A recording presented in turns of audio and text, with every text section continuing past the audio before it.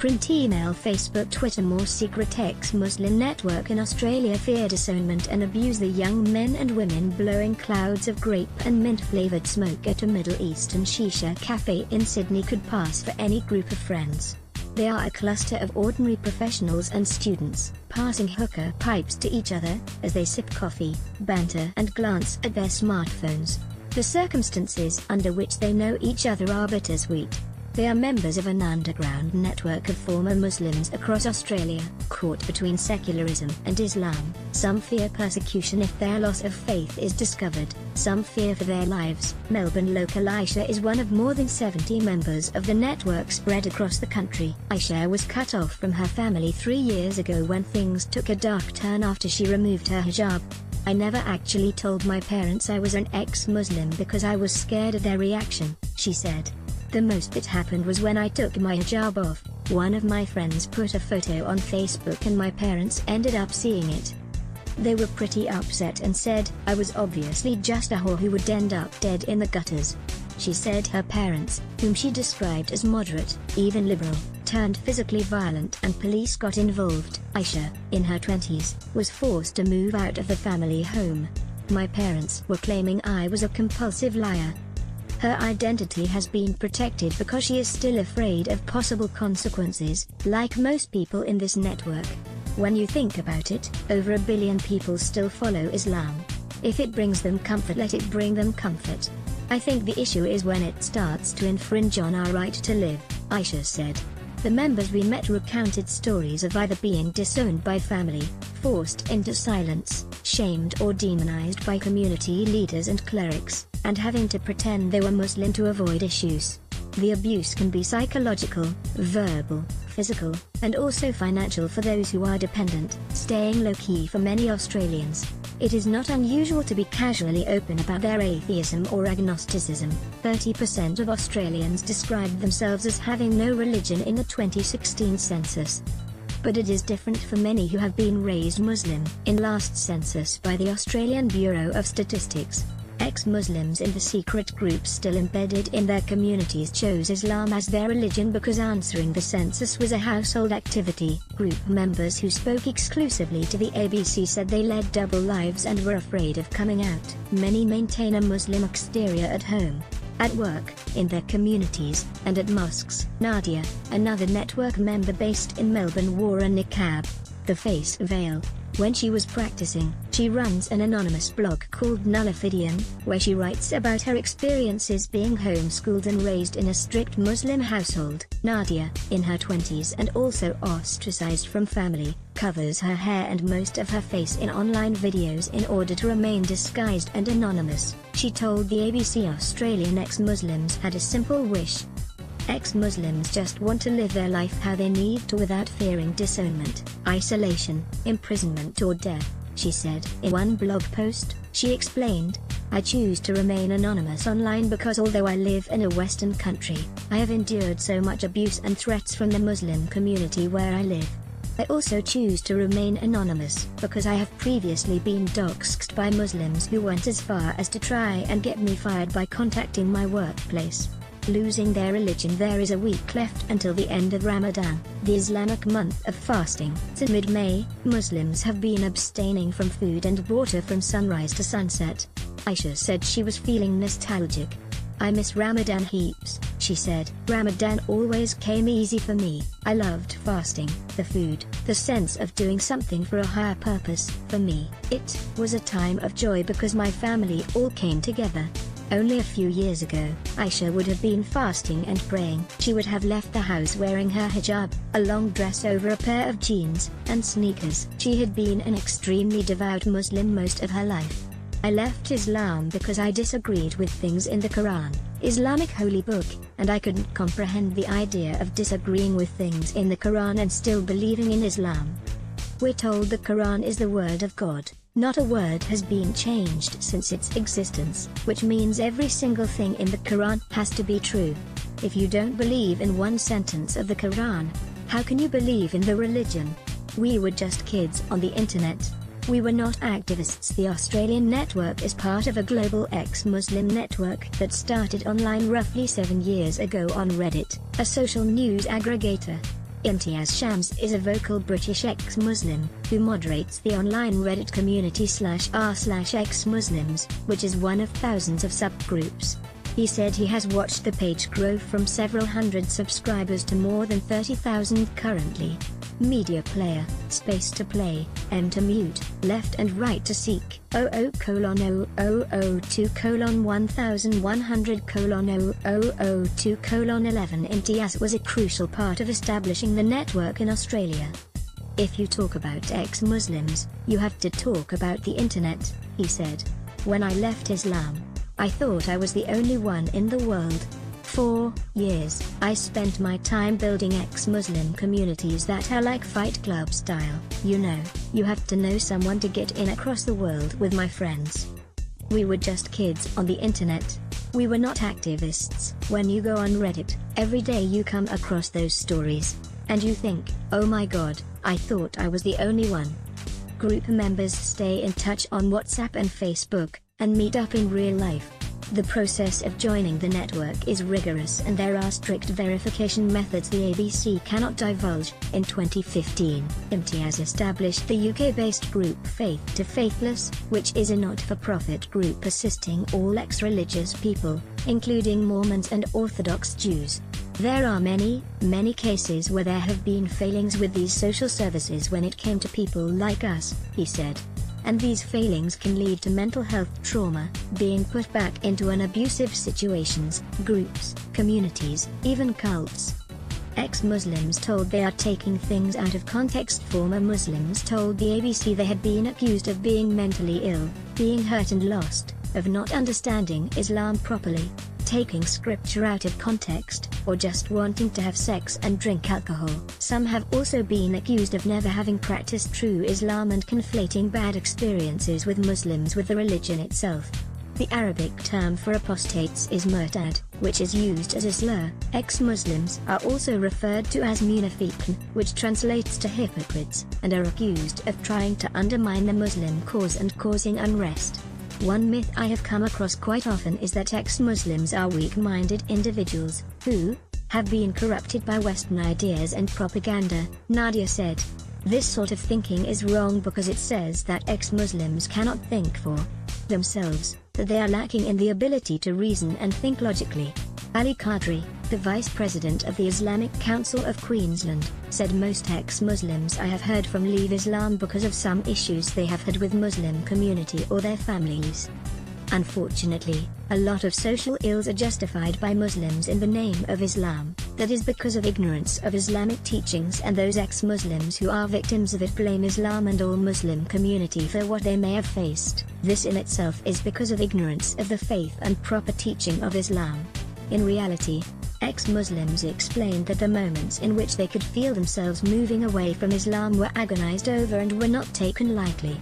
That made dealing with comments that they never knew anything about Islam or were not taught properly more offensive. Many said it was knowing Islam so well that allowed them to look at it critically.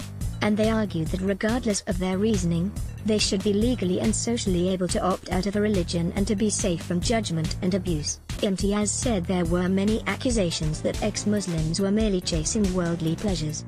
If you wanted to do that, have sex, drink alcohol, why wouldn't you remain Muslim? He said. A lot of Muslims can just get away with that. In fact, it's quite easy if you live that particular double life. It's harder to be an ex-Muslim because that's a choice you've made. That's like a theological position you've taken. Where does Islam stand on apostates?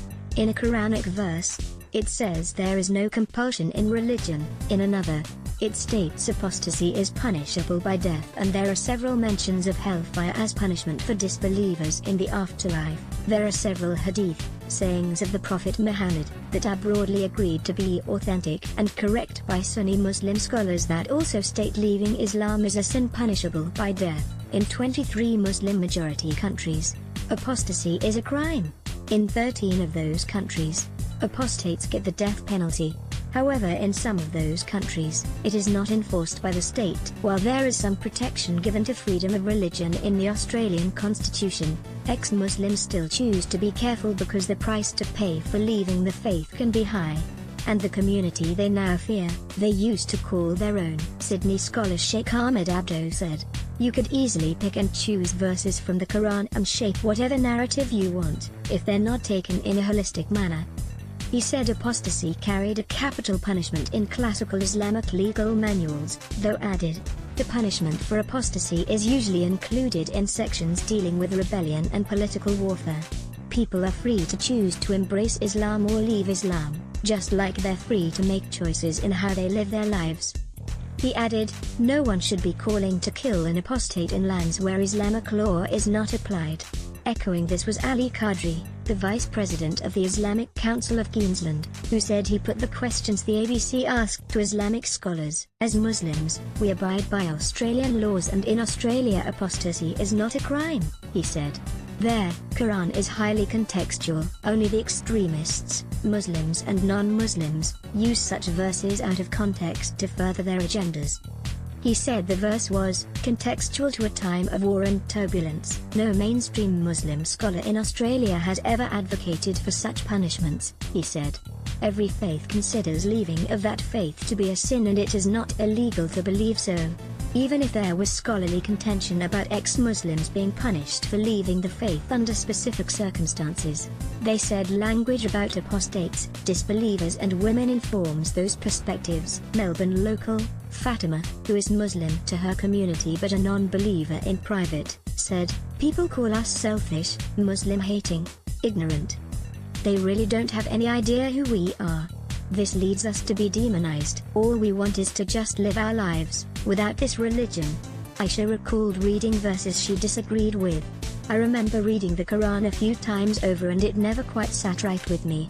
How men are allowed to beat their wives," she said. "No matter how you interpret it, whether it's to hit your wife with something no bigger than a toothpick or something meant to embarrass your wife and not hit her. She's an adult, she shouldn't be hit, she shouldn't be made to feel embarrassed. There's no interpretation of that verse in the Quran that sits comfortably with me. The fact a woman's word is worth half a man's, in a court of law, I mean that's in the Quran itself. It just unraveled, really, quickly. It's like I picked a thread and as soon as that thread was picked, it kept unraveling." The Australian National Imams Council and Grand Mufti's office did not respond to interview requests. The Board of Imams Victoria declined to comment. The United Muslim Association and the Centre for Islamic Thought and Education did not respond to questions. "I still remember the first time going out with bare legs and the topic of sex and alcohol," Aisha said. "I didn't move out of home or leave Islam to do those things. When I was religious, I never felt like I missed out when I was Muslim or jealous of not being allowed to drink. I still remember the first time going out with bare legs," Aisha said, recalling when she wore a skirt with tights in public.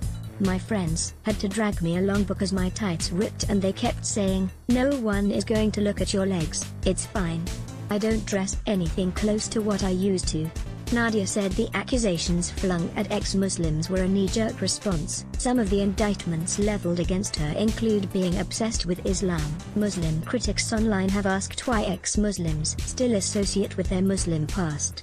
"Nobody wants to believe the things that they have been taught their whole lives may be wrong," Nadia said.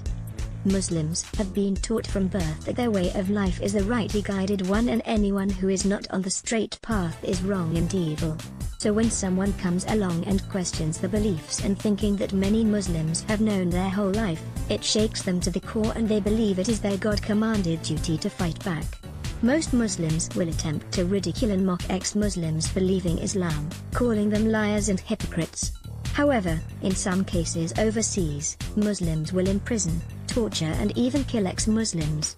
Punishment and death is either state-sanctioned or carried out by vigilantes. In 2015, American Bangladeshi blogger Avijit Roy was hacked to death at a book fair in Bangladesh. Roy was the creator of an online community called Muktamona for South Asian atheists, humanists and freethinkers. Ultimately, Australia's secularism has created a buffer of safety for ex-Muslims. Sadia, a Tanzanian-born woman living in Australia, said it was easier to believe and live how one wanted, regardless of their faith or lack thereof. In Australia, it's easier being an ex-Muslim in Australia compared to other countries I've lived in, like Malaysia and Tanzania, she said. Australia is not as influenced by religion, unlike the other countries. Regardless of her new life in Australia, she acknowledges she will always carry her Islamic heritage with her. Growing up, everything was centered around Islam, so I do feel culturally Muslim. We don't want to ostracize people. The Vice President of the Islamic Council of Victoria, Adel Salman, said, "What we don't want to do is ostracize people. I don't want anyone to feel that they are afraid. As Muslims, we have enough of that with Islamophobia and anti-Muslim bigotry. As a community, our response to people who leave should be, why? Let's talk about it. What experience have you had that led you down this path? It is actually a big deal when someone leaves Islam. It is highly unusual, so there's going to be a reaction. Muslims hold Islam as the very center of their being, an essential part of their identity, so when ex-Muslims say, 'Look, I'm no longer Muslim,' and they start criticizing Islam, it's offensive. It carries extra offense when it's from someone who used to be Muslim." He said it comes as a surprise because that bond can feel broken. Cultural Muslims, atheists and free thinkers, despite attempts to categorize ex-Muslims as heretics who have no place in Muslim communities, Sydney member Shayma said she considered herself a cultural Muslim. "A lot of us can't shake the fact that a part of us is Muslim," she said. "Whether it's our name, whether it's our faces, whether it's our mother, whether it's our father, that's all part of us and that's all part of our identity." The move to accepting Muslims and, in particular, Middle Eastern Muslims in the Australian landscape can only serve as a benefit to ex-Muslims. The more we're accepted, the more humanization of Muslims there is, the more people will realize we're not all the same, not everybody's the same. Going to these meetups is really an experience that I can't really compare to anything. You do kind of feel like you have a community. Mr. Qadri said if somebody leaves Islam, they are no longer part of a Muslim community. Islam is not a cultural group but a religious one. This should not mean they should be ridiculed, threatened or persecuted, he said. But if someone decides to leave Islam or, as matter of fact, any religion, they should not complain if they are not considered as part of that faith community. He said people of other or no faiths were still welcome to celebrate festivals and participate in cultural events. Back in Sydney, Muhammad said he was out to his immediate family and close friends. "I would rather not be out to the wider Muslim community because I am worried about the impact it can have on my family, in terms of reputation, safety, and also future financial prospects because I work with a lot of Muslims," he said. Many of the views ex-Muslims hold towards Islam, the Quran and Muhammad could be very offensive or insulting to a Muslim person. It can definitely be frustrating to talk and act in a way that is acceptable to Muslims because it doesn't feel very authentic. Muhammad is trying to fast in the month of Ramadan because he does not want to upset his family. Ex-Muslims do not want to be weaponized. Australian ex-Muslims also worry about speaking out because they do not want to fuel anti-Muslim and anti-immigration rhetoric. Ex-Muslims are politically diverse, and many do feel Muslim communities in the West are demonized, but that it should not stop people from criticizing Islam. Muhammad said it seemed like the right were the only side of politics willing to critically discuss Islam and its issues. Unfortunately, it is not uncommon for such discussion to devolve into bigoted rants about Muslims and their intentions in Australia, he said. As an ex-Muslim, I welcome critical discussion about Islam, but I view generalized statements against Muslims as an attack on my Muslim family and friends. There are clearly some issues in Islam and in the Muslim community, but I believe scapegoating does nothing but cause more division and unrest. Aisha said, right-wing people use ex-Muslims to justify their hate of Islam, in a way, and just be racist. I left Islam because I didn't believe in certain aspects of it, and Islam is a religion based on everything being true. The number of ex-Muslims likely to keep growing. The Australian group has no formal presence like its US and British counterparts. Ex-Muslims of North America, EXNA, or Council of Ex-Muslims in Britain, CMB. It continues to remain low-key, but is slowly growing. In the United States, 23% of Americans raised as Muslims no longer identify with the faith, according to the Pew Research Center. Nadia, who is in touch with ex-Muslims all over the world, said she was shocked at how many people had gone through similar experiences as me despite us being countries apart. If you look at countries like Saudi Arabia and Pakistan, ex-Muslims are believed to be in the hundreds of thousands, she said. I believe that there are so many more ex-Muslims in Australia than just the few that are part of the Australian group. The community might be small, but it is significant to its members and allows them to live part of their life authentically. Those people sitting around smoking shisha are also providing places to stay and connecting new members to official support services. What started as just kids on the internet has become a cultural lifeline for members waiting for a time when they can lose their faith without losing everything else. Print, email, Facebook, Twitter.